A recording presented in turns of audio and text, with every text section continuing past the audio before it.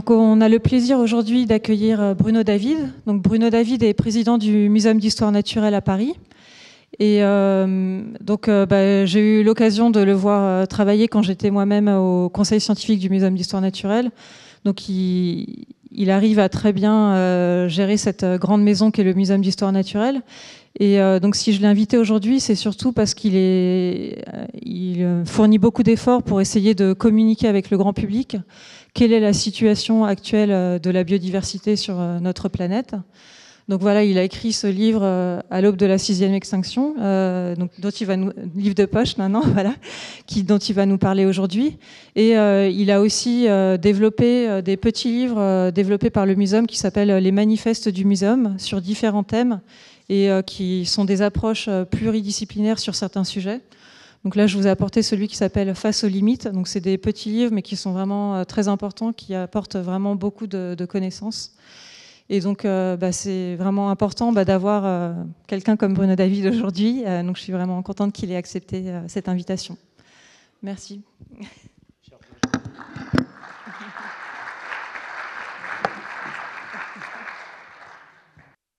Bonjour d'abord à toutes et à tous. Merci pour cette invitation de venir dans cette maison prestigieuse vous proposer une forme de conférence.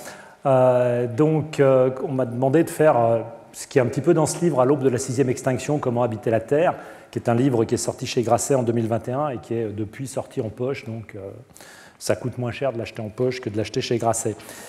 Je vais essayer de prendre un petit peu de recul et déjà qu'on se pose ensemble une question autour de qu'est-ce que c'est que la nature. Qu'est-ce qu'on appelle nature, finalement? Parce que c'est un terme qu'on utilise tous, c'est naturel, c'est plutôt bien, c'est plutôt vu positivement, c'est la nature, il y a nous et la nature, mais nous, on est dans la nature, on n'est pas dans la nature.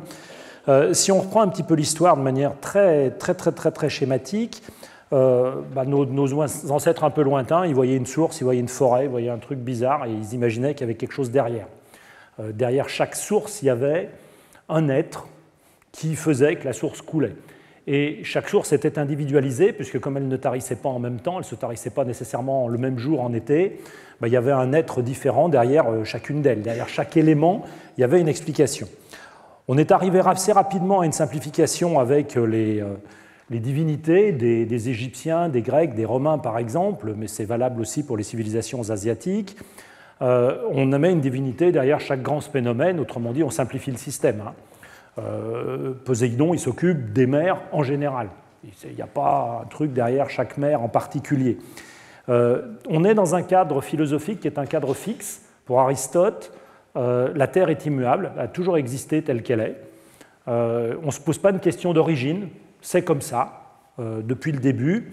Et la nature est dominante. Autrement dit, les dieux se plient aussi aux règles de la nature. Ils doivent obéir. D'ailleurs, ils passent leur temps à se chamailler. Ils ont un côté très humain. Ils se chamaillent, ils se disputent. Et puis, l'image que j'ai mise, c'est que Prométhée, il a beau être un titan, il reste enchaîné à son rocher. Donc, il se plie à ces règles-là. Quand les religions monothéistes arrivent, il y a une vraie bascule conceptuelle. C'est-à-dire que là, on a un Dieu qui est unique, qui est totipotent. Il a créé la nature, donc la nature lui est soumise. Donc on a une bascule. Les dieux ne sont plus soumis à la nature, c'est la nature qui est soumise à Dieu. Donc la nature, elle est pilotée. Et c'est une école de pensée qui va traverser les religions monothéistes pendant longtemps et qui va s'opposer un petit peu à la montée de la connaissance scientifique à partir de la Renaissance, à partir notamment du XVIIe et du XVIIIe siècle dans les sociétés occidentales, où la science arrivant, les connaissances scientifiques arrivant, elles viennent bousculer un petit peu cette puissance universelle de Dieu, du moins dans l'explication des phénomènes, parce que pour la question des origines, origine du monde, origine de l'univers, on est toujours, à cette époque en tout cas, face à des points d'interrogation.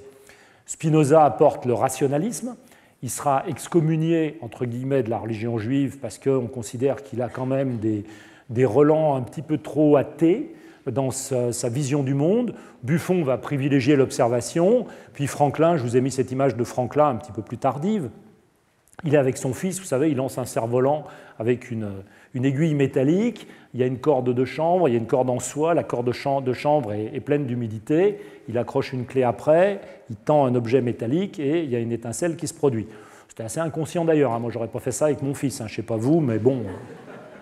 Enfin, c'est l'expérimentation. Et donc on voit bien que derrière la notion de nature s'installe autre chose, s'installent des explications qu'on peut qualifier d'explications rationnelles. Mais dans tous les cas, que ce soit la science ou Dieu, on a tendance à se considérer comme à côté. Il y a la nature et il y a nous. Donc la culture, c'est nous, tout ce qui est humain, y compris nous-mêmes d'ailleurs, qui s'oppose au reste de la planète, qui est la nature. Virginie a gentiment parlé des manifestes du muséum. Il y a un des manifestes du muséum qui s'appelle « Humains et autres animaux ». Et on insiste sur le « autre », pour bien montrer qu'on est aussi un animal.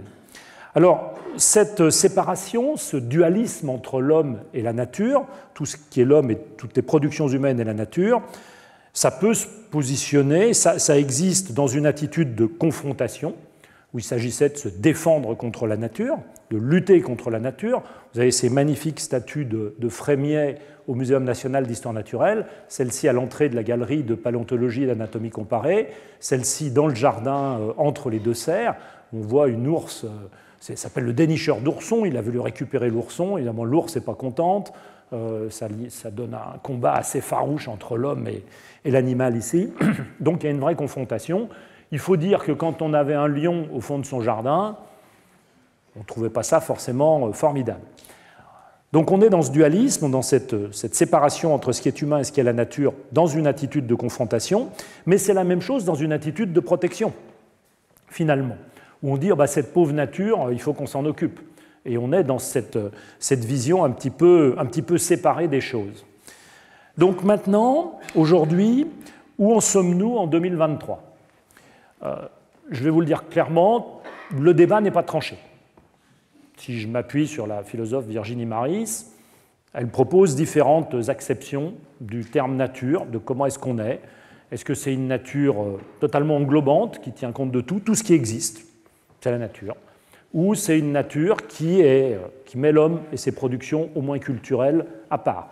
Mais vous voyez bien que la limite, elle est difficile, parce que on peut dire tout ce qui est la technique. Aristote opposait la physique, physis, à la technique. Donc il y avait la dimension du monde réel, enfin en dehors de l'homme, et puis il y avait la technique, les productions humaines.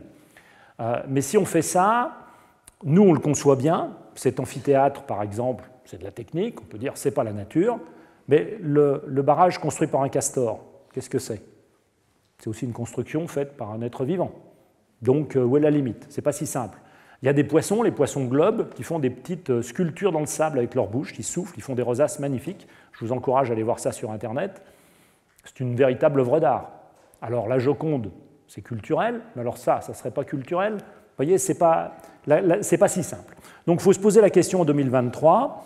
Et se la poser, c'est aussi se demander quelle est notre attitude par rapport au reste de la planète. Est-ce que nous serions paradoxaux ? Nous sommes face à un problème environnemental majeur et en même temps, on a une forme d'amnésie par rapport au monde qui nous entoure. Cette amnésie, elle est multiple. On a d'abord une amnésie environnementale, c'est-à-dire qu'on considère que tout va bien. C'est un travers assez commun de l'espèce humaine que de se dire « non, mais attendez, mais tout va bien », on est relativement optimiste. On sait qu'il y a un mur quelque part, mais on se dit on va bien y arriver, on va bien trouver des solutions d'ici là, la situation va bien être sous contrôle. Nous sommes face aussi à une autre forme d'amnésie environnementale, qui est que pour la biodiversité, on perçoit mal les choses. Pour le climat, on a des événements repères. On sait qu'il a fait très chaud en 2003, qu'il a fait très chaud en 2019, qu'en 2022, il y a eu une sécheresse, qu'elle se poursuit pendant l'hiver 2023. Ça, on en a une assez bonne conscience. C'est des événements qui nous servent de repères, mais pour la biodiversité, il y a beaucoup moins de moineaux dans Paris qu'il y en avait il y a 15 ans, environ 2 fois moins. Il y en a toujours, on ne s'est pas rendu compte comment tout ça est arrivé. On voit moins de hérissons écrasés le long des routes. Ce n'est pas parce que les hérissons ont appris à traverser, ça se saurait, ni parce que nous, on a appris à les contourner. C'est simplement parce qu'il y a moins de hérissons tout court.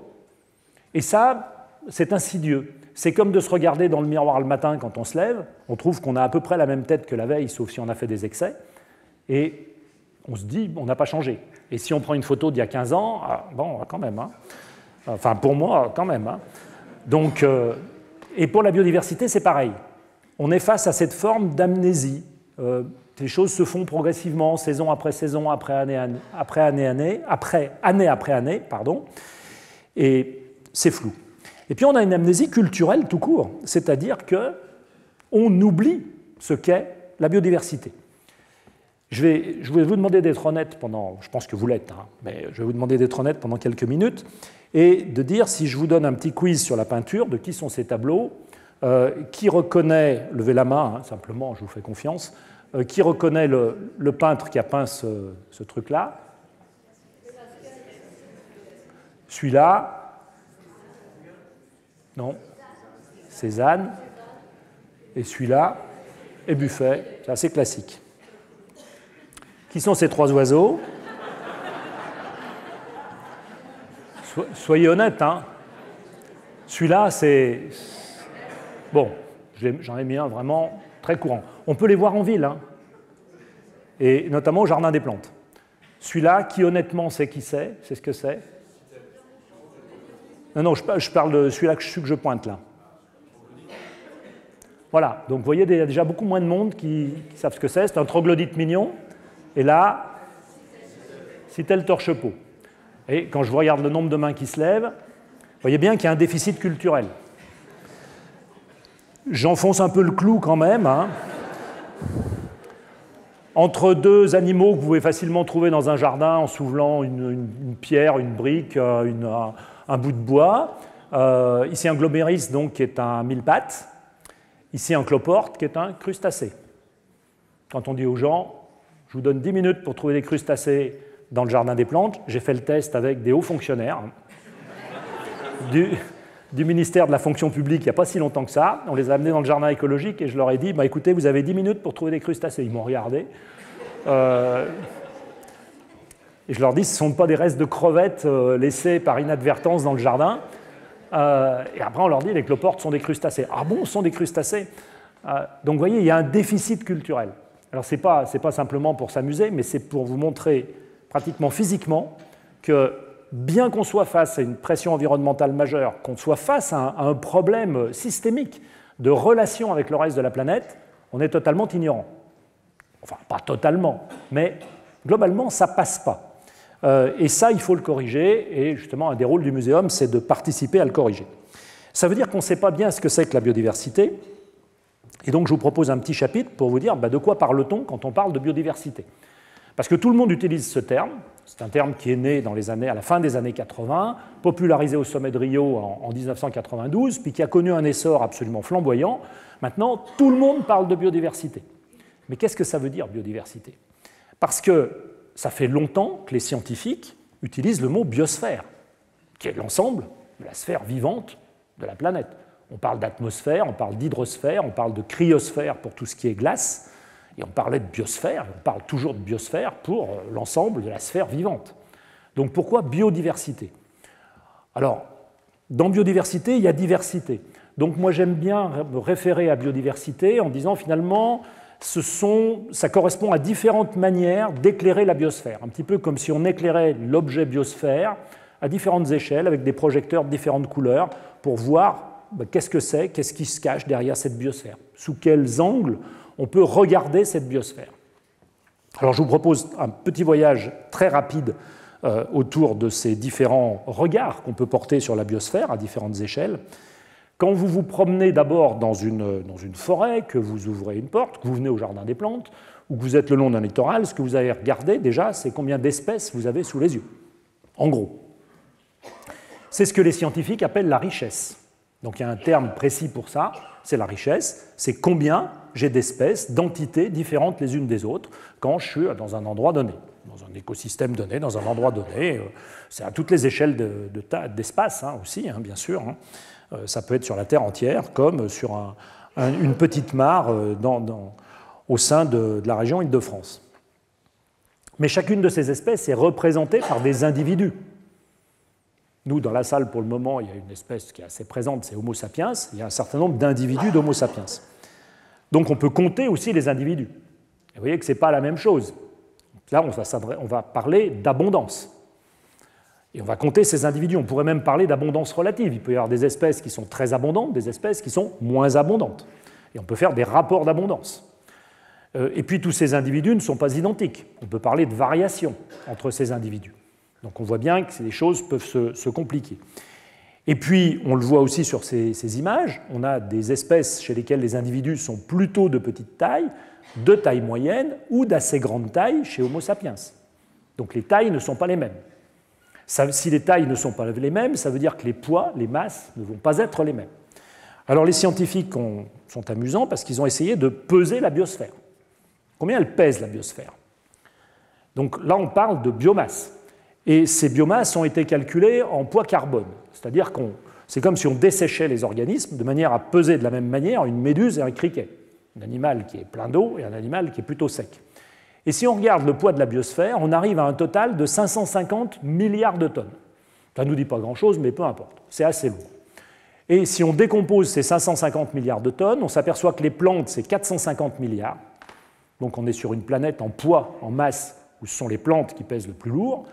Ensuite, on a les bactéries, pour 70, les archées, qui sont des organismes unicellulaires sans noyau dans la cellule, un petit peu une autre catégorie de bactéries, entre guillemets, enfin j'ose dire ça, hein, mais bon, pour faire simple. Donc vous avez les archées ici, les protistes des organismes unicellulaires un peu plus compliqués, les champignons 12 milliards de tonnes quand même, essentiellement des champignons microscopiques dans le sol. Donc tout ça c'est du microscopique, hein. Vous voyez le poids du microscopique, c'est gigantesque, hein. On est à plus de 90 milliards de tonnes en microscopique. Puis les animaux ici dans le coin, 2 milliards. Pas beaucoup les animaux, hein. Alors si on zoome sur les animaux, les arthropodes, c'est 1 milliard de tonnes, les poissons, 0,7, donc essentiellement des arthropodes, donc les insectes, les araignées, les scorpions, les crustacés. Les mollusques, c'est pas mal aussi, les vers, ça c'est une autre sorte de vers, les vers sont ici, les coraux, et puis ici en bas, tous les mammifères.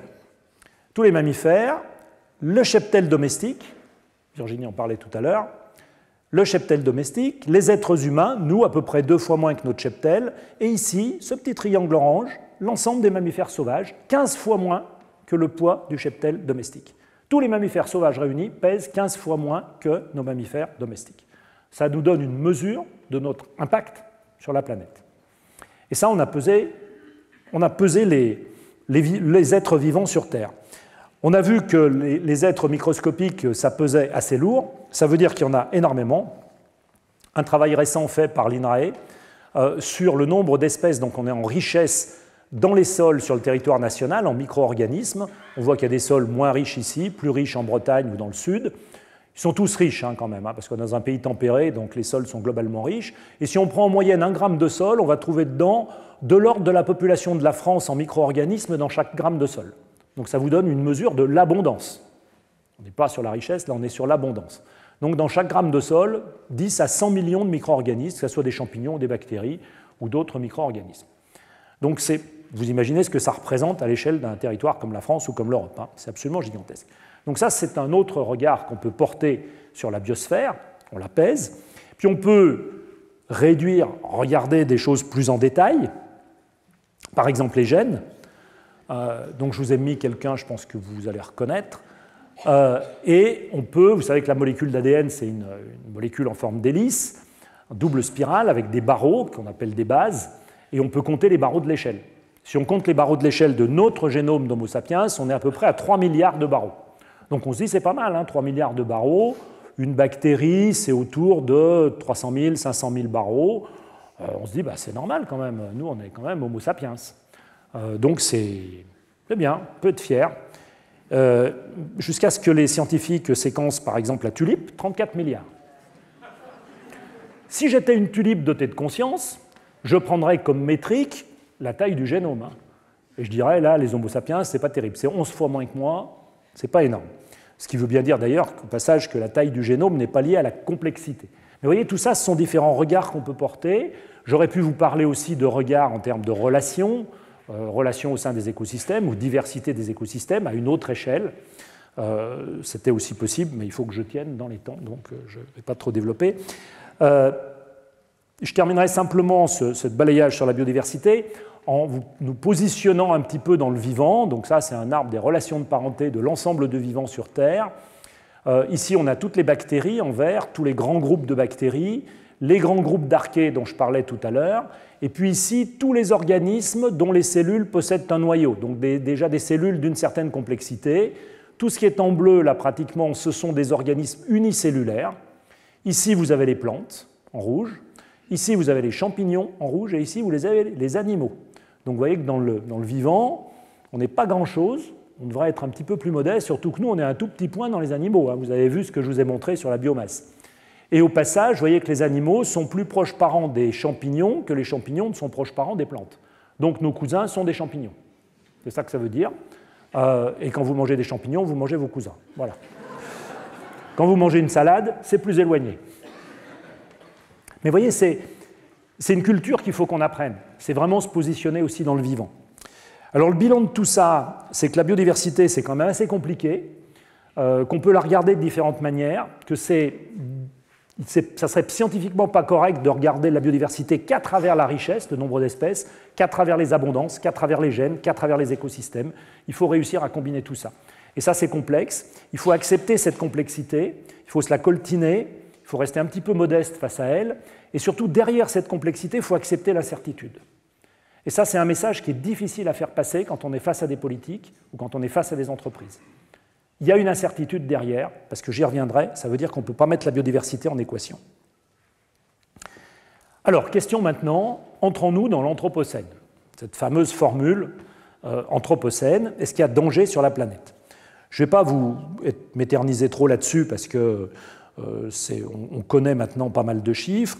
Disons simplement quelques études, des suivis de la biodiversité des oiseaux depuis 1989 jusqu'à aujourd'hui, qui sont notamment des suivis réalisés par le Muséum national d'histoire naturelle, où on voit que dans différentes catégories d'environnement, il y a des fluctuations du nombre d'individus d'oiseaux. On est bien sur des abondances, pas sur des espèces, c'est bien le nombre d'individus.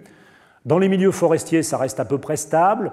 Dans les zones urbaines, milieux bâtis, on a un déclin de 30%, et dans les espaces agricoles, un déclin de 40%. C'est-à-dire qu'il y a 40% d'oiseaux en moins, en termes d'abondance, d'individus, qu'il y en avait il y a une trentaine d'années. C'est ça que ça veut dire. Donc on a un vrai déclin d'abondance. Et ça, c'est lié aux pratiques agricoles notamment, ou aux rénovations urbaines qui laissent de moins en moins de place aux possibilités de nidification des oiseaux dans les zones urbaines.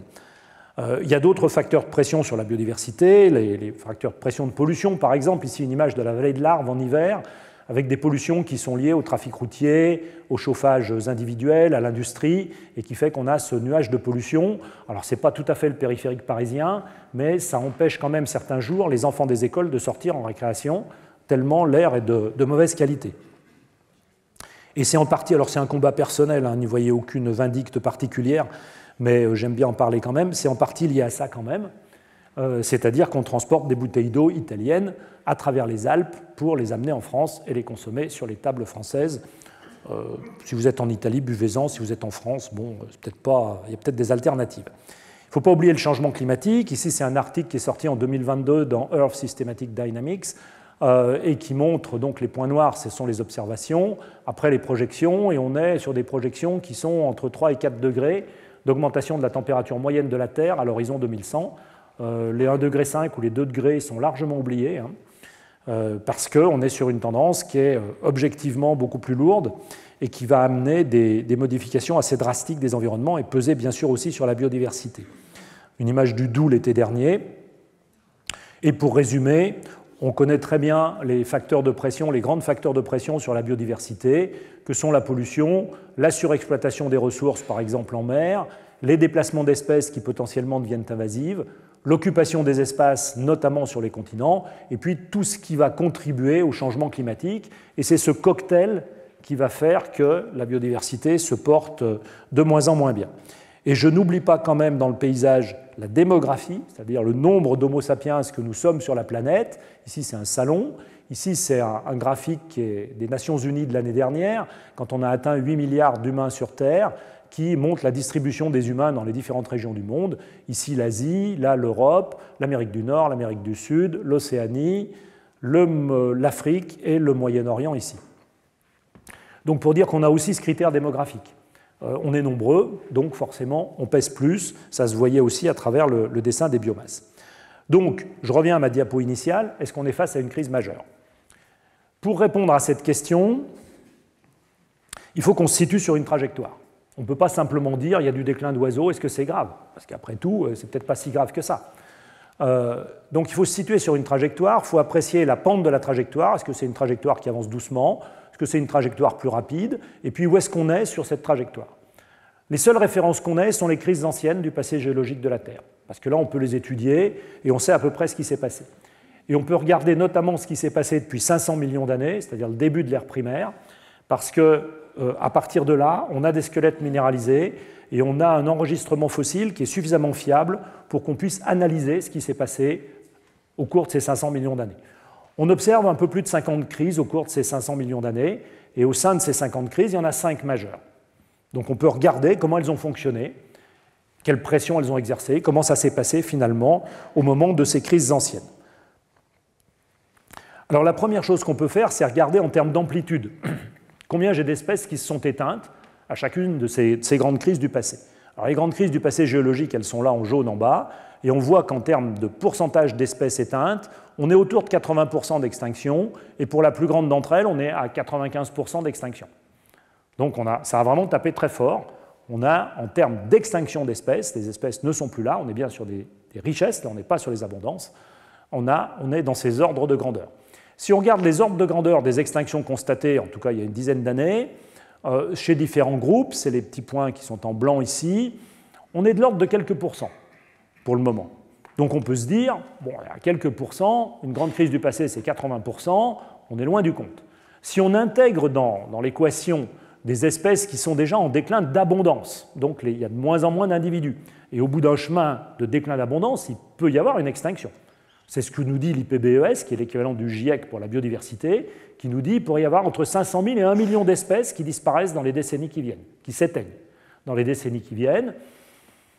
Ça représente en gros 20% du nombre d'espèces.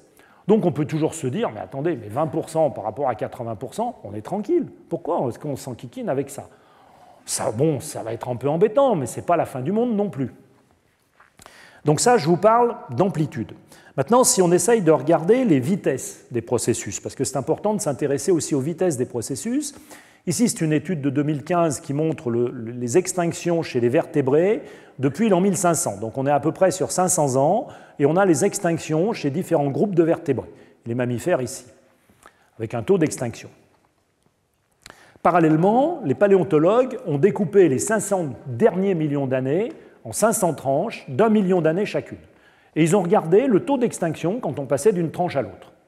Et on arrive à ce diagramme, cette distribution, où tout en haut, vers 80-90%, ça va jusque-là, on a les grandes crises, autour de 80% d'extinction, et puis on a un bruit de fond moyen qui est autour de 20% d'extinction par million d'années.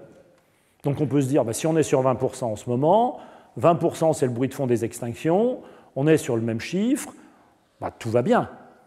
Sauf que là, c'est sur 1 million d'années, là, c'est sur 500 ans, c'est sur quelques centaines d'années qu'on regarde les choses.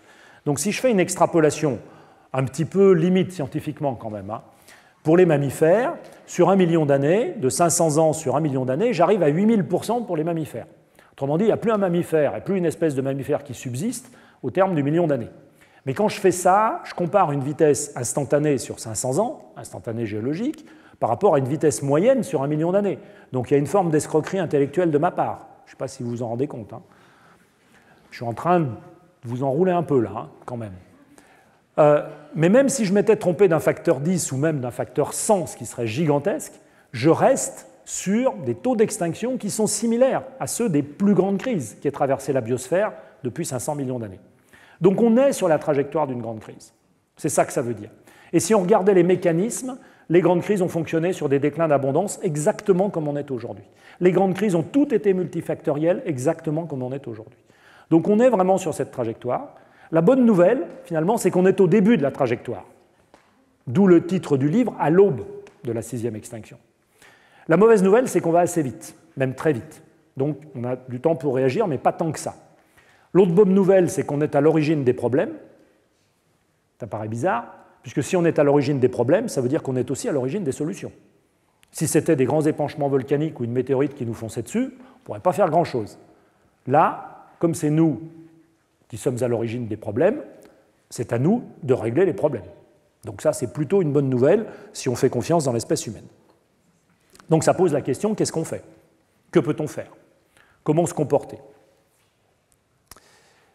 La première chose à faire, c'est de sortir d'une logique, de briser des limites, de sortir d'une logique de territoire. Sortir d'une logique de territoire, ça veut dire quoi? Ça veut dire qu'on nous parle beaucoup de préservation, de zones à préserver. La COP15 qui s'est tenue en décembre à Montréal nous a parlé d'un projet 30-30, je ne sais pas si vous en avez entendu parler, ça veut dire qu'il faut préserver 30% des océans, 30% des continents. Alors déjà, c'est à l'échelle globale, hein. Donc ce n'est pas pays par pays, c'est globalement. Alors si on préserve tout l'océan austral autour de l'Antarctique, ça va faire un gros bout de préservé, il n'y a pas grand monde qui y va, ça ne va pas représenter un effort monstrueux non plus, hein. Donc on fait des zones à préserver, c'est intéressant. On peut agrandir le parc du Mercantour ou le parc de la Vanoise et dire on va préserver, on va faire un effort supplémentaire. Il faut le faire, c'est très bien. Mais ça n'est pas suffisant. Parce qu'il reste 70% à côté qui seraient donc des zones où on pourrait faire n'importe quoi. Et c'est là en fait qu'il faut faire porter l'effort. C'est ce qu'on appelle les changements transformateurs. Comment finalement on arrive à faire des efforts dans ces zones, dans ces 70% restants, où il faut faire porter un maximum de notre effort. Pour des raisons même économiques, entre guillemets, de pure rationalité. Si j'ai une certaine quantité d'énergie à dépenser, autant que je la dépense dans des zones qui sont vraiment plutôt en mauvais état, parce que là, les gains attendus vont être plus importants que si je dépense cette même énergie dans une zone qui est déjà en bon état, voire en très bon état. Donc c'est là qu'il faut agir, il faut briser ce mur, il faut sortir de cette logique de territoire. Autrement dit, il faut apprendre à coexister avec le reste de la planète, pas nécessairement cohabiter, mais en tout cas coexister avec le reste de la planète dans ces zones-là. Et pas simplement faire la part du feu en disant maintenant j'en ai protégé 30%, tout va bien, si on arrivait à ces 30% d'ailleurs. Il y a des bons exemples, hein. Ici, voilà, c'était une gravière dans la région Rhône-Alpes, à Saint-Denis-les-Bourgs, dans l'Ain, et ils ont, après on a fini l'exploitation de la gravière, et ils ont renaturé, entre guillemets, une rivière à côté de la gravière. Alors, ce n'est pas la rivière d'origine, il y a des différences, mais on voit qu'on peut faire des choses. Alors, voyant qu'on peut faire des choses, une tentation, ça serait de se dire, mais finalement, oui, on peut faire des choses, donc on a la technologie, et on va utiliser notre technologie pour faire des tas de choses, on va gérer. Nous sommes une espèce particulièrement intelligente, et donc, faites confiance à nos ingénieurs, gérons la planète. Et en effet, notre technologie est extraordinaire. On est capable de faire une station spatiale internationale, on est capable d'envoyer Persévérance sur Mars, mais n'oublions pas que quand on fait ça, on est dans le monde de la physique. La physique, autrement dit, on peut mettre les choses en équation. On a une fusée, on fait partir une fusée, on connaît l'impulsion, on la fait tourner éventuellement autour de la Lune, on l'accélère, elle va sur Mars. Le truc va descendre sur Mars, va se poser. Le degré d'incertitude et d'aléa, ça va être de savoir où Persévérance va poser ses pattes, est-ce qu'il y aura un caillou qui va le faire basculer ou pas. Mais pour le reste, c'est incroyablement compliqué. Je suis totalement admiratif devant ce genre d'exploit, ça me fascine totalement. On est une espèce curieuse et je pense que ça fascine beaucoup de gens, même si ça ne sert à rien potentiellement, pas à grand-chose. Hein. Mais avec ce type de robot, on va savoir par exemple si le noyau de Mars est liquide ou pas. C'est fondamental comme question quand même. Hein, reconnaissez-le. Donc ça répond bien à notre curiosité. On est capable de faire ça parce que dans ce monde de la physique, on met les choses en équation. Quand on est dans le monde du vivant, je vous le disais, la biodiversité, c'est compliqué. On ne peut pas mettre la biodiversité en équation. On ne peut pas mettre le vivant en équation. Parce qu'il s'acclimate, il s'adapte, il évolue, il bouge tout le temps. Donc on ne peut pas le mettre en équation. Je vais juste vous en donner un exemple avec le coton BT de Monsanto. Donc Monsanto, vous connaissez la firme, crée un coton OGM qu'il appelle BT parce que ce sont les initiales d'un petit papillon qui parasite le coton et qui faisait que les cotonniers, les agriculteurs qui plantent leur coton étaient embêtés par ce parasite. Monsanto arrive en Afrique de l'Ouest et dit aux agriculteurs « Écoutez, je vais vous proposer un coton OGM, vous allez voir, c'est formidable, il va vous éviter d'épandre des insecticides, vous allez éviter tous les épandages, vous allez faire des économies, et bon, après, c'est moi qui suis propriétaire de vos graines de coton, mais ça, on va le laisser de côté. Et vous allez voir, c'est vraiment extraordinaire. Et donc, ils inondent le marché avec leur coton BT, OGM. Les premières récoltes arrivent, et là, on se rend compte que la longueur des fibres de ce coton BT, ces fibres sont plus courtes que dans le coton non OGM. Ce n'était pas prévu. Donc, il se vend moins bien, il se vend moins cher, puisque les fibres sont plus courtes. Simplement, vous avez oublié que la construction d'un organisme à travers le génome, code génétique si vous voulez, c'est pas le montage c'est pas une notice de montage de meubles Ikea. Hein. Ça commence pas à l'étape numéro 1 pour aller à l'étape 3 milliards de bases plus loin. C'est pas comme ça que ça marche. Il y a beaucoup d'interactions dans le génome des interactions qui font qu'un gène va dire à un autre gène, au fait, tu peux pas me donner un coup de main, l'autre va dire non, j'ai pas le temps, je viendrai plus tard. Enfin, c'est bourré d'interactions de ce type-là. Il y a aussi ce qu'on appelle de l'épigénétique, c'est-à-dire que le contexte dans lequel se passe le développement va aussi avoir un rôle, les proximités cellulaires, par exemple, des choses comme ça, sans parler même de l'environnement en général. Et ce qui fait que dès qu'on touche au génome, on ne sait pas trop à ce qu'on touche. Il y a un côté très apprenti sorcier quand même. Hein. Donc les fibres sont plus courtes. Et puis, les papillons, ils sont vivants aussi. Hein, donc ils évoluent de leur côté. Et ce qui fait qu'on sélectionne finalement des papillons résistants aux insecticides mis dans le coton BT. Et ce qui fait qu'il faut plus d'épandage qu'avant au bout de quelques années, parce qu'on a des papillons résistants. Donc les graines appartiennent à Monsanto, les fibres sont plus courtes, et il faut tripler les doses d'épandage d'insecticides sur les champs de coton. Alors qu'on s'était dit, attendez, le coton, il n'y a rien de plus simple. Nous, Homo sapiens, par rapport au coton, enfin, il est minable, le coton. On va s'en occuper. Donc juste un petit exemple pour vous dire que gérer le vivant, ce n'est pas si simple. Puis je voudrais revenir sur les sujets de posture. Comment se positionner? Je vous ai dit tout à l'heure, nous sommes à part. Autrement dit, il y a nous et elle, la nature. On est dans cette posture dualiste dont je parlais tout à l'heure, Homo sapiens et la nature, ici un petit peu domestiquée d'ailleurs, mais c'est comme ça. Donc on est dans un dualisme et on a pendant des millénaires été dans cette posture dualiste, après tout, qui est assez naturelle. Il faut qu'on bascule dans une autre attitude, c'est-à-dire qu'on s'ancre en nature et que nous nous voyons, nous, en nature, dans une attitude qu'on pourrait qualifier de moniste. Ça serait le monisme. On se pense au sein de la biodiversité, ici Homo sapiens, au sein d'un schéma de biodiversité, ici, bien sûr c'est un schéma. Quelles conséquences de tout ça? Quelles conséquences de tout ça? Le dualisme total. Ça peut revenir à l'attitude dont je parlais tout à l'heure, qui est l'attitude technophile. C'est-à-dire on va gérer. Il y a nous, il y a la nature, vous inquiétez pas, je vais gérer ce truc-là. Et on voit qu'on va dans le mur dans un certain nombre de cas. Ça ne veut pas dire qu'on ne peut rien faire. Je ne suis pas en train de dire que la technologie, il ne faut rien faire, il faut laisser les choses se dérouler comme si on n'existait pas. On peut faire des choses, mais il faut rester un peu modeste, il faut être un peu moins arrogant par rapport à ce qu'on est censé pouvoir faire. Donc ça, c'est l'attitude de dualisme. L'attitude, décidément, l'attitude de monisme, ça pourrait conduire à une attitude totalement cynique, puisque si je suis en nature, je parlais des castors tout à l'heure, on ne va pas reprocher aux castors de faire des barrages ou aux termites de faire des termitières, donc on ne peut pas reprocher à Homo sapiens de faire des bombes atomiques. C'est pareil. Hein, je suis le résultat de l'évolution, j'ai un gros cerveau, je fais des tas de trucs. C'est comme ça. Donc il y a une forme de déresponsabilisation par rapport au reste de la planète, si on est dans une attitude où on est tellement ancré en nature que tout ce qu'on fait, c'est naturel. C'est la vision intégrative de la définition de la nature. Et donc, il n'y a plus de sujet. Ce que je préconise, c'est une attitude responsable, un peu hybride, où on remette une pincée de dualisme dans une posture globalement moniste. Une posture moniste, c'est-à-dire on s'ancre en nature, on se considère vraiment comme un être vivant parmi d'autres êtres vivants. Donc ça amène une certaine modestie par rapport à la manière dont on se perçoit sur la planète. Et en même temps, il faut qu'on se responsabilise. Ça rejoint une partie de la fin du discours de Virginie. Qu'est-ce qu'on fait? Quelle attitude on a par rapport au reste de la planète? Pourquoi on le conserve? Pourquoi on ne le conserve pas? Donc c'est ça, cette prise de responsabilité. Donc ça nous conduit à une éthique pour habiter la Terre. Comment est-ce que finalement on envisage un futur collectif? Sur des bases rationnelles. Il ne s'agit pas de quitter le rationalisme.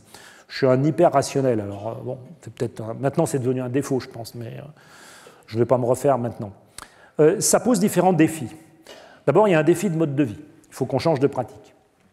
Ça, c'est un peu caricatural. J'ai pris cette photo il y a 1 an et demi dans un pays voisin de la France dont la monnaie n'est pas l'euro et qui a une réputation de grande propreté. Vous avez un indice ici. Et vous voyez, tout était emballé sous plastique. Donc il faut quand même changer de pratique. Ça pose des questions de limite, et donc un défi éthique. Des questions de limite de consumérisme. Est-ce que j'ai besoin d'avoir un dressing rempli à ce point-là? Est-ce que, si j'ai le pouvoir économique de m'acheter un truc comme ça, est-ce que je dois le faire? Est-ce que je dois l'utiliser? Posons-nous la question. Qui dans la salle a le pouvoir de faire ça? D'accord? Donc c'est encore plus rare que la connaissance de la citelle torche-peau. Mais il faut se poser la question. Alors là, je vous fais un peu sourire avec ça, mais on peut se poser la question pour des objets aussi anodins que celui-ci. 50 000 km parcourus, 8 000 litres d'eau pour le fabriquer. Donc avant un acte d'achat, posons-nous la question. Je ne suis pas en train d'être prescripteur et de vous dire il ne faut plus vous acheter de pantalons. Quand même. Si vous en avez besoin, d'abord vous en avez besoin. Si vous avez envie d'en avoir un et que c'est une envie absolue, je la respecte totalement, mais apprenons à nous poser des questions pour toute une série de choses. C'est ça un peu la démarche que je préconise, sans être prescripteur bien sûr. Et puis on a pris conscience d'une certaine valeur du vivant. On parlait des services écosystémiques tout à l'heure. Si j'avais le temps, je vous parlerais.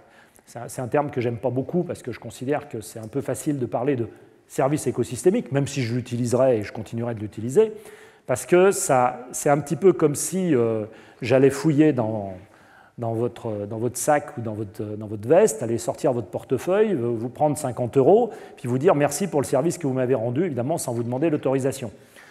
C'est un peu ce qu'on fait dans les écosystèmes. On va se servir et puis après on dit les écosystèmes nous rendent service.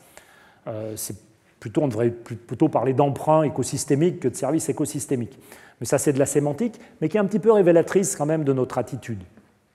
Donc en tout cas, on prend conscience de la valeur du vivant pour différentes choses, pour différentes catégories de ressources, qui sont ces services écosystémiques, par exemple pour se nourrir, pour digérer, bien sûr, notre biote intestinale, pour se protéger, toutes les bactéries qu'on peut avoir sur notre peau, pour respirer, ici une image du plancton océanique, puis pour se soigner, là j'y reviendrai rapidement, où on a trouvé des médicaments dans des champignons qui viennent de sols du sud de la Norvège ici et qui ont donné cette molécule un peu bizarre, un peu circulaire, dont je reparlerai un petit peu plus tard.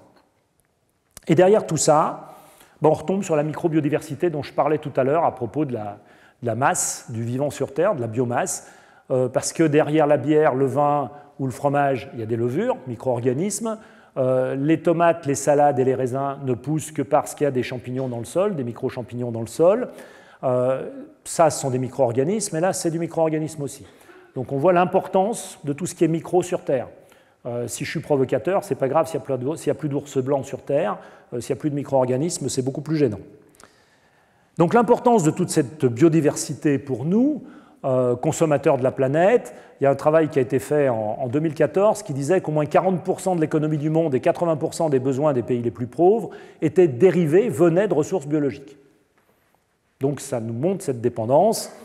Donc c'est un point de vue égoïste peut-être, mais ça veut dire que le vivant nous apporte beaucoup, que par conséquent il a de la valeur, mais que quand même tout n'est pas utile. On est bien d'accord, les dorifores, c'est pas terrible.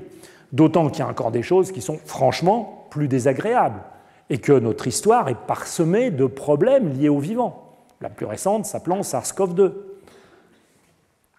D'où la tentation de revenir à un choix gestionnaire. Toujours cette fameuse technologie. Transformer la Terre en un jardin sous contrôle. On va avoir un plan. Et là, je vous assure que c'est vrai, mais on m'a parfois posé la question de savoir, mais finalement, qu'est-ce qu'il faudrait garder ? Que doit-on garder dans ce vivant? Il y a des choses désagréables, les moustiques tigres, par exemple, et puis ce qui trimballe. Et qu'est-ce qu'il faudrait choisir? Et quand on pose la question, c'est quand même une question difficile, on dit, mais attendez, mais c'est pas grave si la liste est longue, rallongez-la comme vous voulez. Mais ce n'est pas ça le sujet. Le sujet, c'est qu'il faut inverser la charge de la preuve. Il faut arriver à démontrer, au-delà des sujets d'éthique, de savoir si on préserve les baleines bleues, c'est aussi pour la baleine bleue, intrinsèquement, indépendamment du service que peut rendre la baleine bleue. Au-delà des questions d'éthique, Si on inverse la charge de la preuve, ça veut dire qu'il faut être en capacité de démontrer que l'espèce qu'on ne voudrait pas garder ne sert à rien, ou ne sert tellement peu d'utilité pour nous qu'on s'en fiche, et que ça ne servira jamais à rien. C'est ça le sujet. Et ce n'est pas à nous de démontrer ce qu'il faut garder, c'est à eux, entre guillemets, de démontrer pourquoi il ne faudrait pas garder telle ou telle chose, telle ou telle espèce. Et je reviens sur cet exemple-là. Donc nous sommes en Norvège en 1969, dans une région qui s'appelle l'Hardangervidda, et il y a un Suisse qui se promène, j'ai rien contre la Suisse, hein, il se promène par là, il récolte un échantillon de sol, et il va le laisser traîner dans son laboratoire pendant quelques temps. Il y a un de ses collègues, il travaille chez Chandos, il y a un de ses collègues qui s'en empare et qui trouve ce champignon à l'intérieur. Alors, ils trouvent champignon, pénicilline, antibiotiques, ils font des tests, aucune valeur antibiotique. Alors, ça retraîne un moment, puis il y a un Anglais qui s'intéresse aussi à lui, ils extraient cette molécule de ce champignon, et par un petit peu une série de hasards, par sérendipité, comme on dit, on arrive à découvrir que cette molécule est un médicament extraordinaire qui évite le rejet des greffons quand on a des greffes. Tous les greffés du monde sont traités grâce à la cyclosporine. Je ne suis pas certain que si on avait demandé de faire la liste des espèces à garder, nous aurions conservé cette espèce de champignon en 1969. Et puis pour terminer, ou presque, sommes-nous très forts? Parce que, toujours notre technologie salvatrice, mais en plus, on est quand même une super espèce. On en est convaincu. Et pourtant, notre physiologie, elle n'est pas si extraordinaire que ça. Je vais juste vous présenter un schéma des limites humaines. C'est un article récent, 2022, où les auteurs de cet article ont soumis différents acteurs qui étaient des sujets jeunes, non fumeurs et en bonne santé, féminins comme masculins, à des expériences de stress thermique et hydrique, enfin en température et en humidité relative.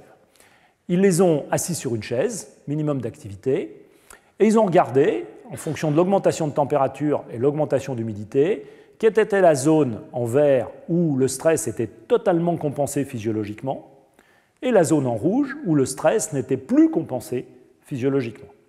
Ça ne voulait pas dire que la personne en question tombait raide morte par terre. Ça veut dire simplement qu'elle était sous stress physiologique, qu'elle tapait dans ses ressources, et que si on imaginait que ce stress durait plusieurs semaines, plusieurs années, ou se répétait, ça risquait d'altérer son espérance de vie à terme. Ça allait l'amputer, son espérance de vie, d'un certain nombre de mois, de trimestres, d'années d'espérance de vie, indépendamment d'autres facteurs. Là, on est en minimum d'activité. L'expérience a aussi été conduite avec une activité modérée, c'est-à-dire d'une marche lente. Évidemment, la zone rouge devient plus importante. Et qu'est-ce qu'on voit là-dessus?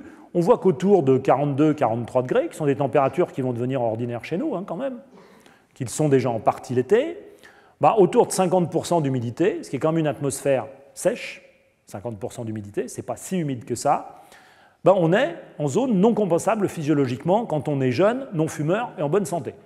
Je ne vous dis pas si on est vieux, malade et fumeur. Donc, ça devrait attirer notre attention et nous rendre un petit peu modestes. J'aurais pu vous parler aussi de la teneur en oxygène de l'atmosphère et s'apercevoir que si elle augmente, ce n'est pas bon, si elle diminue, ce n'est pas bon non plus. Parce que nous sommes adaptés aux circonstances du moment. Et puis, pour vraiment finir et pas être trop long, je dirais qu'il n'y a pas de planète B. On entend souvent sur les ondes, on entend parler d'une Terre bis. Il y a une planète B. Sous-entendu, on va pouvoir y aller. Alors je vous propose une expérience de pensée, et je vais vous emmener sur une autre planète. On a trouvé une autre planète qui s'appelle Proxima B, qui est dans Proxima du Centaure. Proxima du Centaure, dans la Voie lactée, c'est le système solaire le plus proche du nôtre. C'est pour ça qu'il s'appelle Proxima. Il n'y a pas plus près. On ne peut pas trouver plus près. Et dans Proxima du Centaure, les astronomes ont observé une planète qui s'appelle Proxima B, dont on a dit qu'elle avait certaines similitudes avec la Terre. Alors déjà, les ondes radio mettent 55 ans pour nous parvenir de Proxima B. Elles mettent 7 minutes depuis Mars. Quand on envoie Persévérance sur Mars, il y a un trou noir de 7 minutes pendant lequel le Persévérance est posé et on ne sait pas si ça s'est bien passé ou pas, parce que c'est le temps que le message nous parvienne sur Terre. Si on fait une règle de 3, donc avec les moyens de transport actuels, ça veut dire que pour aller sur Proxima B, même avec la fusée de Tintin, il faut entre 20 000 et 50 000 ans.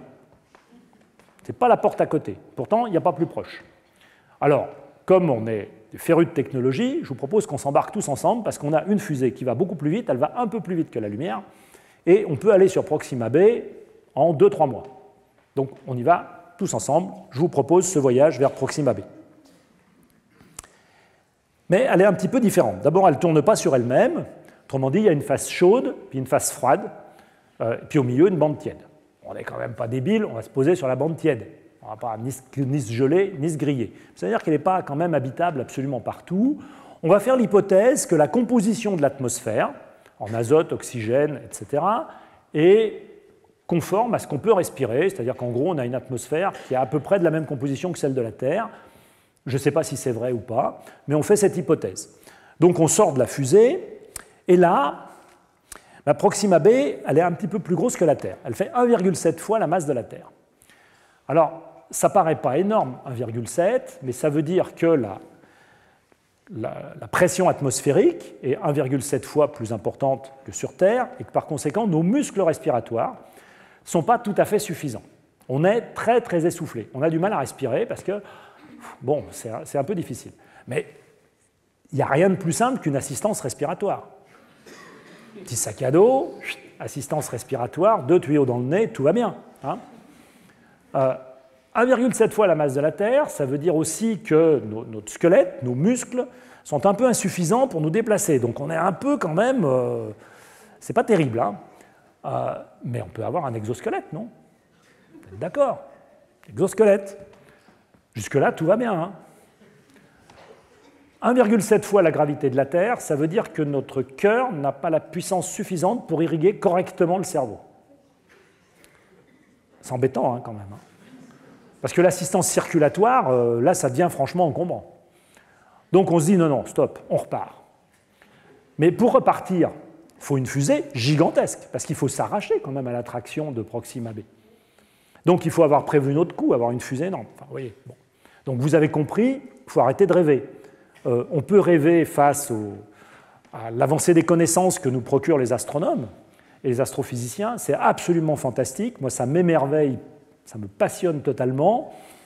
Mais ce n'est pas pour autant qu'on va avoir une planète B.